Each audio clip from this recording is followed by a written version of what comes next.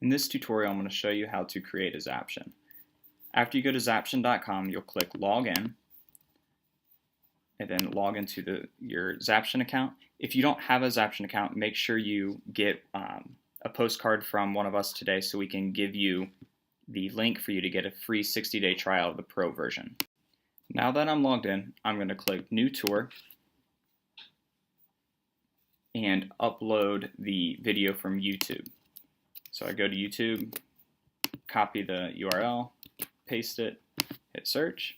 It'll pull up the video here, and then I can add this video to my tour.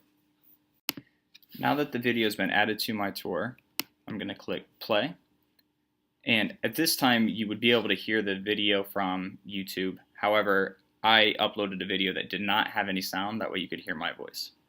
So after listening to the video, you determine that this is where you want your first question to be. So I pause the video, I come up here, go to the multiple choice question, or whichever other question you would like, drag it down, and then type in the question that I would like to appear here. Now that I have the question typed in, I can click on these boxes here and determine or give you feedback whether or not you got the question correct or incorrect. I can also leave feedback at this point as well. In the element settings, you can make it where the question will either appear over top of the video with a semi-transparent. You can make it black. You can move the question off to the left or to the right. So those are some of your options there. Once you have your first question added, you can click play.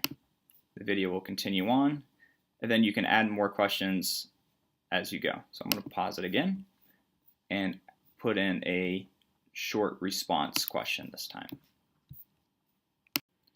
You would continue this pattern until you were done asking the questions that you needed. If you do not want to use the entire video from YouTube, you could click the trim button and you could trim the video right where it's at. But once you're done, you simply go up to publish. Make sure you give your Zaption a title. And now you can share the video either with a link or you can embed it into another web page or wiki. Now that you know how to make the video, I want to show you how it is a good formative assessment tool.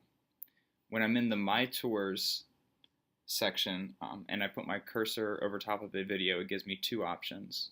I can either play the video or I can look at the analytics. When I click on the analytics, there are three different tabs that I can use to view, and then there's a filtering option along with being able to download the responses here.